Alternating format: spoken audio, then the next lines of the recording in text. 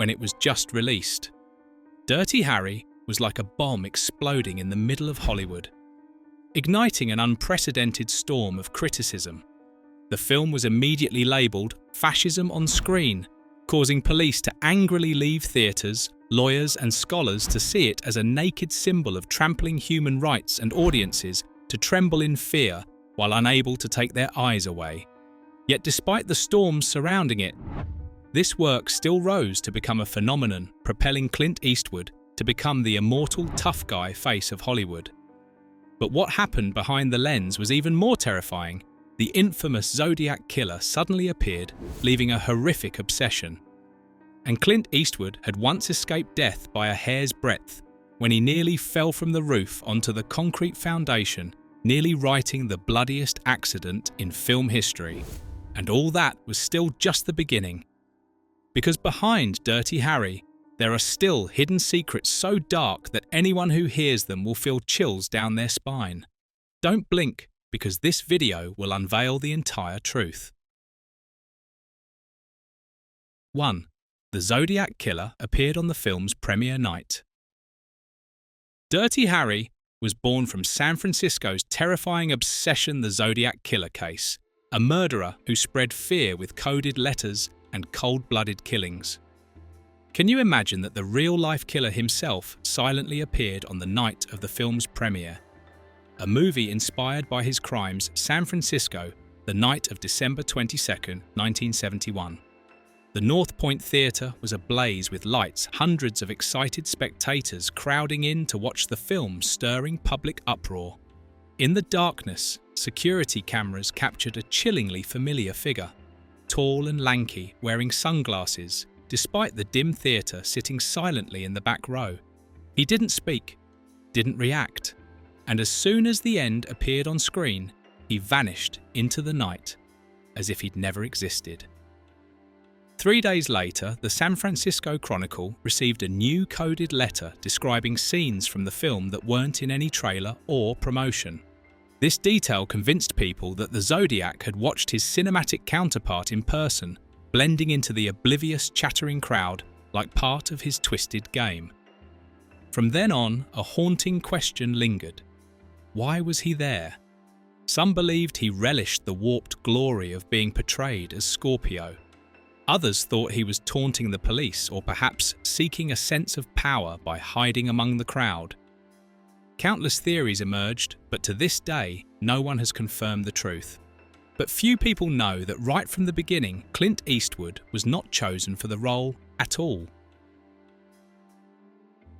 2. Clint Eastwood and the turning point that made the Dirty Harry legend. Few people know that Clint Eastwood was not the first choice. He was the last choice, but he himself made the legend. When the Dirty Harry project started to be mentioned in the filmmaking circle, rumours about the script quickly created attraction. Initially, Paul Newman was the name approached for the role of Inspector Harry, but he refused and introduced someone else, Clint Eastwood, who was then 41 years old. Famous thanks to the role of the man with no name in the spaghetti western films. At that time, Eastwood was busy completing his directorial debut work, Play Misty for Me. During the production process, he was sent a series of Dirty Harry scripts in which the initial version even named the killer Travis instead of Scorpio, a character who specialised in targeting the wealthy who had escaped justice. Eastwood wanted to edit the script, and he himself invited director Don Siegel, who had collaborated with him in 3 previous films. Siegel was also not satisfied with the initial ending where the killer was shot down by a Marine, a detail that diminished Harry's tense journey. With the combination of Eastwood and Siegel, the film was shaped as the version we know today. In particular, Eastwood's company, Malpaso Productions, also directly participated in production. A chilling presence in the shadows, but outside the theatre, the star Clint Eastwood himself had stepped into an unbelievable life and death moment. 3. Clint Eastwood falls freely on the roof. Real blood flows on the screen. The breathless chase scene on the dilapidated roofs in San Francisco was originally just a tense action scene like any other film. But behind the lens, it turned into a moment that nearly took the life of star Clint Eastwood. When performing the jump between two dilapidated buildings himself, the floor suddenly collapsed under his feet. Eastwood's entire body plunged straight 12 feet down onto the cold concrete foundation, colliding violently to the point of unconsciousness, dislocated shoulder blood pouring from the tear on his forehead. The entire set was stunned, thinking that the career, even the life, of Hollywood's #1 star had ended right there. But when he woke up, Eastwood brushed aside all worries, only saying one sentence: "Harry will not give up, and neither will I." He resolutely continued filming, letting the real blood and real pain blend into the character, turning the scene into one of the most realistic and terrifying moments in film history. But when everything seemed to be on track, an unexpected incident made the entire film crew shaken. 4. Dozens of San Francisco police officers walked off the set en masse. From the first days of filming, the Dirty Harry crew received maximum support from the San Francisco Police Department. Real inspectors served as technical advisors, and many officers donned uniforms to appear as extras. But that cooperation quickly turned into a wave of outrage. When the script leaked and the first footage was screened internally, many officers realized that Harry Callahan's portrayal was akin to a lawless vigilante torturing suspects, disregarding rules, and placing justice above the Constitution. Over 24 police officers immediately abandoned the production, refusing all cooperation. The SFPD issued a public statement condemning the film as a dangerous misrepresentation of police work. The event sent shockwaves through the city. On one side was the heroic screen icon, on the other, fierce opposition from those who wore the badge. Ultimately, the crew had to hire private security to maintain order and use stunt performers to replace real officers in crowd scenes. A rebellion erupted right in the middle of the production, and it only made the public more curious than ever. But that controversy paled in comparison to the real-world consequences the film unwittingly sparked. 5.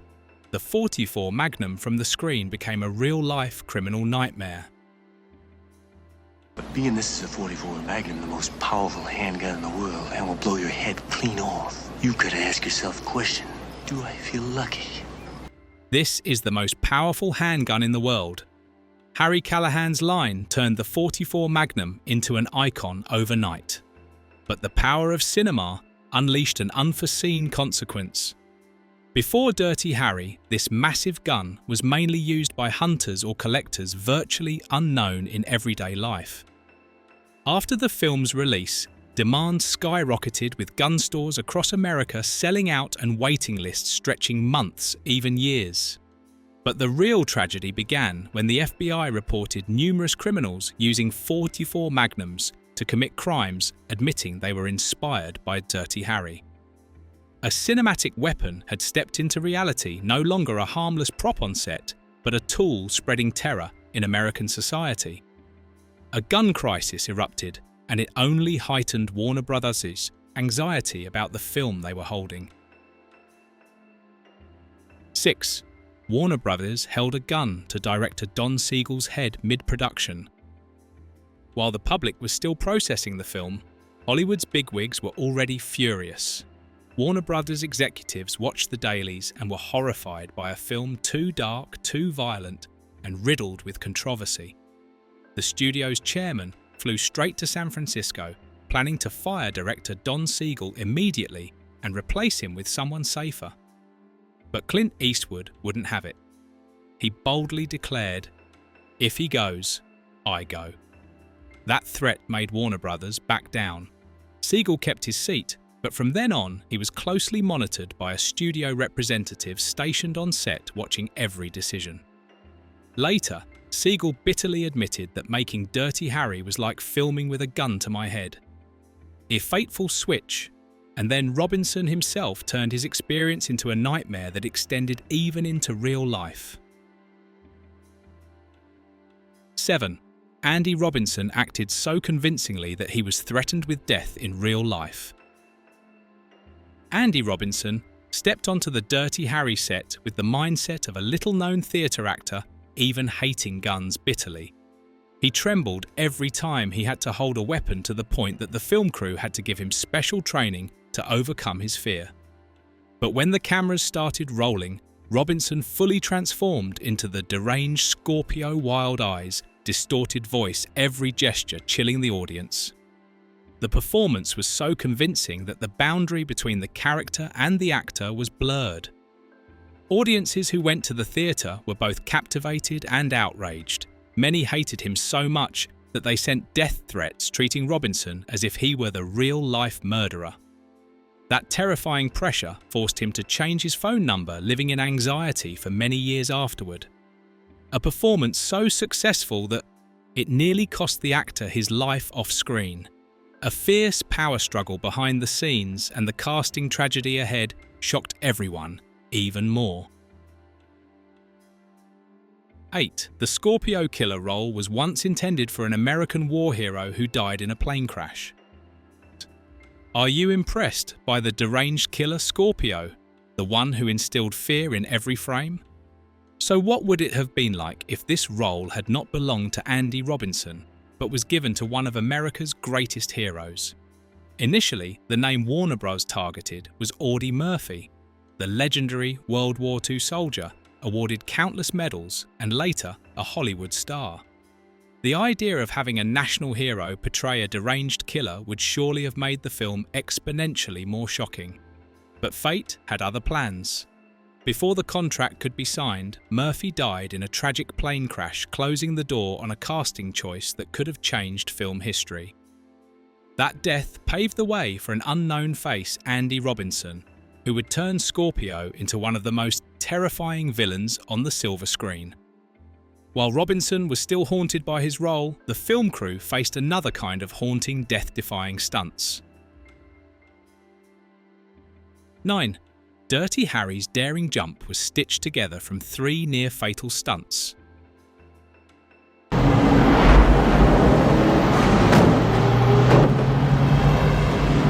On screen, you see a single jump. Harry Callahan leaping from a bridge onto a bus full of kidnapped schoolchildren. But to capture those few seconds, 3 stuntmen risked their lives in 3 separate jumps from the bridge to a truck, from the truck to the bus, and finally from the bus's side to its roof. No CGI, no safety nets, just split-second timing with death lurking beneath the wheels. One broke a rib, another suffered a concussion, all to deliver a breathtaking moment that left theatre audiences stunned.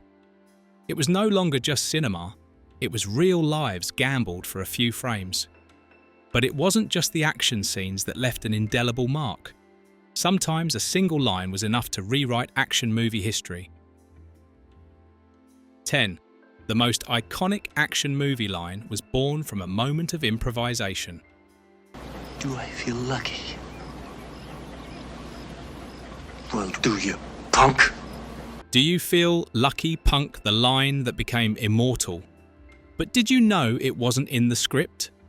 The original script was long-winded and cumbersome, frustrating Clint Eastwood. He asked director Don Siegel for a chance to try something different.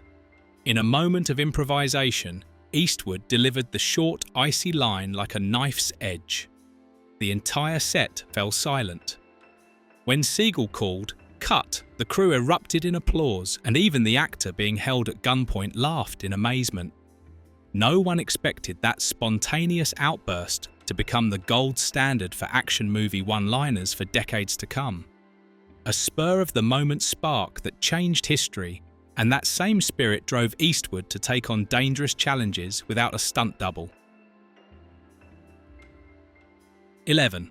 Clint Eastwood climbed a high-rise and jumped onto a bus without a stunt double.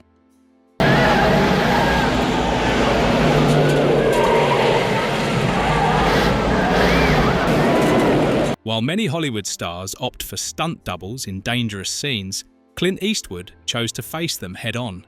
In the scene where he saves a suicidal man, he climbed a massive crane dangling in mid-air with only a flimsy safety rope, facing heights that would make anyone sweat. And in the climactic bus scene, it was Eastwood himself who leapt, clung to the edge, and climbed onto the roof, all real. No trick shots, no gimmicks, just sheer daring. Audiences watching believed Harry Callahan wasn't just a movie character. Eastwood himself was a real tough guy, and sometimes that gritty quality came from much smaller details. 12. Harry's iconic outfit was just Eastwood's personal clothes. Police officer, what's the problem? Oh, thank God. He's inside. Harry Callahan stepped onto the screen with a simple look.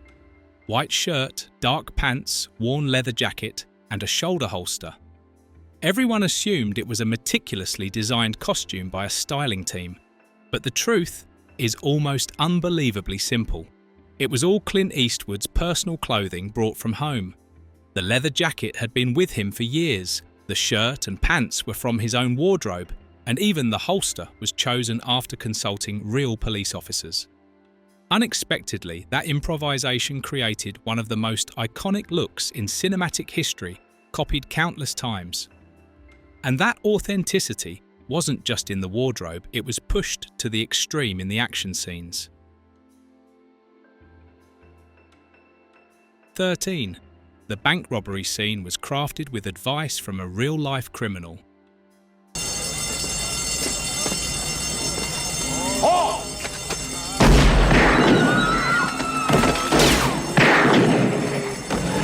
When filming the bank robbery scene, the Dirty Harry crew wanted to create tension authentic to every detail. To achieve this, they brought in a former convict who had served 10 years for bank robbery as a consultant. He taught the actors how to hold guns move in high-stress situations, and crucially, the mindset of a criminal during a heist. Real robbers are shakier and more desperate than people think, he said. Thanks to this, the robbery scene wasn't just a flashy action sequence, it became a breathless, deeply authentic and haunting segment. This brush with real crime made Dirty Harry stand out completely from other police films of its time. But that authenticity was a double-edged sword as it led the film to be viewed as a forbidden fruit in several European countries. 14. Dirty Harry became a forbidden fruit banned in several European countries. Right after its release, Dirty Harry immediately enraged censors. Labelled dangerous in West Germany, it was banned for 3 years. Australia only allowed screenings after cutting multiple violent scenes. Finland was even harsher. The film was banned twice, forcing distributors to take the case to the Supreme Court. Ultimately, Dirty Harry was allowed back in theatres, but only after sacrificing 3 minutes of footage. Yet the bans backfired. In West Germany alone, pirated copies sold for 4 to 5 times the price of a theatre ticket. In Finland, underground screenings were packed with audiences paying triple to see the forbidden fruit. The more it was suppressed, the more Dirty Harry became an underground phenomenon, sparking an unprecedented craze for action cinema. A work buried by censorship but resurrected stronger in the underground, and that same haunting quality was vividly captured in the novel of the same era. 15. The Dirty Harry novel revealed Scorpio's chilling untold past.